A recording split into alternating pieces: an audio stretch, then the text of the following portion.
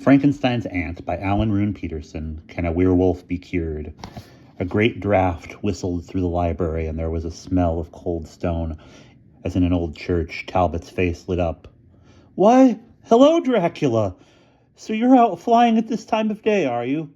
"Talbot," said Dracula, "are you here too?" It was a reunion between two condemned men whose ways had crossed several times in this part of the world. Dracula spoke with a veiled, slightly nasal tone of voice, and his appearance was extremely elegant and aristocratic. He turned to Aunt Frankenstein and Franz with a stiff bow.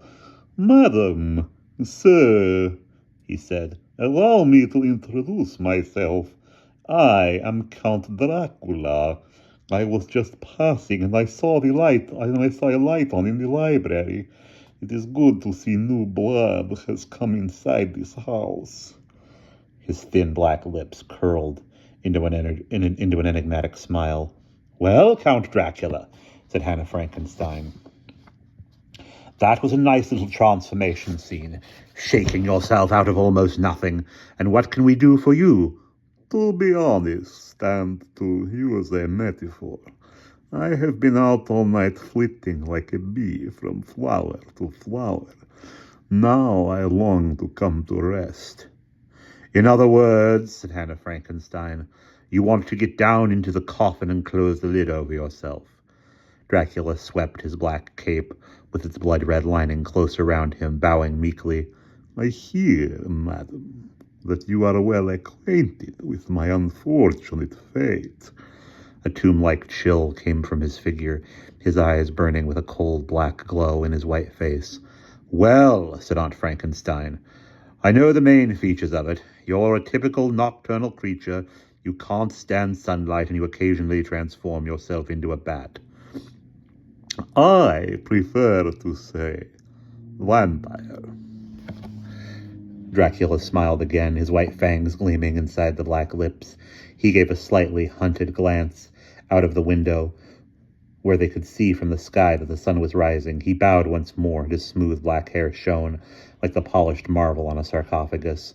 "Madam, if you will excuse me, time is getting on. In his day, young Mr. Henry used to have a coffin always ready for me down in the cellar.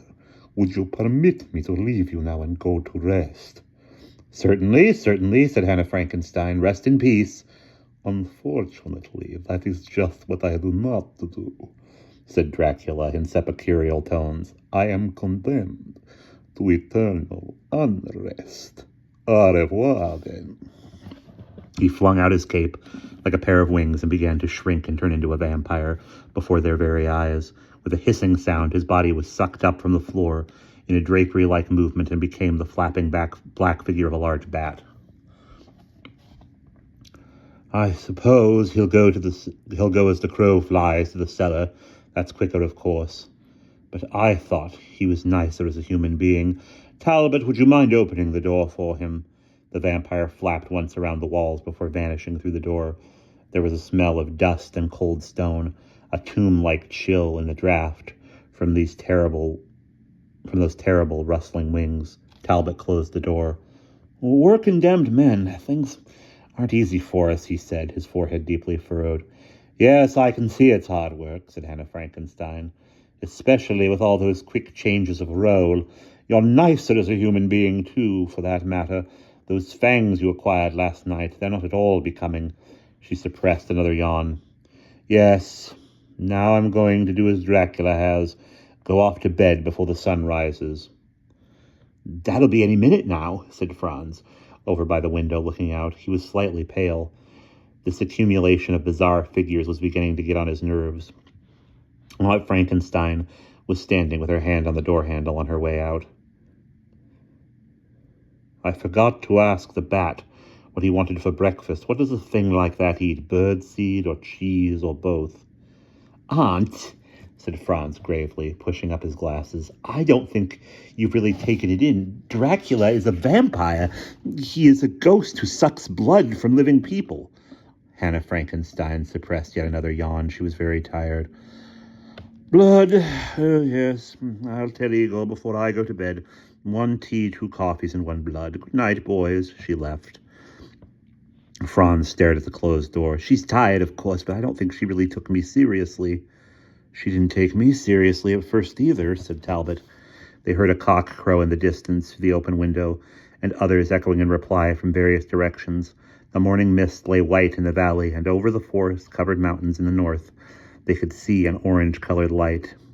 The sun's rising now, said Talbot. I hope Dracula had time to turn in. Yes, Talbot, said Franz. Before we do the same, I must get it clear about your peculiar sickness. I don't doubt what you say, because I have a few little scratches from our meeting last night. I'm truly sorry, said Talbot. If only Igor had taken out the key. It wasn't your fault, but Talbot... Franz pushed his glasses up again. It's the part the moon plays in it all that I can't understand. There isn't in the whole of astronomy a case of such a peculiar cosmic influence. He paused and looked searchingly at Talbot, who was now striding up and down the creaking, weather-beaten parquet floor. Don't be offended, but I wondered whether it could be due to yourself believing so strongly that you will turn into a werewolf. I don't know about believing, said Talbot huffily. I just do become one. Yes, but the power of belief is very great. I wonder what would happen if you tried applying a slightly more scientific attitude to the whole problem. What do you say, Talbot? Let's meet by the telescope this evening and try to take it from a more astronomical viewpoint when it starts again. Talbot stopped striding and looked very interested. I'm prepared to try anything. That's truly noble of you, Franz. Oh, please don't mention it, said Franz. I've always dreamed of being able to do something slightly beyond the everyday run of things. But I must warn you, said Talbot, you're taking a terrible risk. And that's the end of that chapter.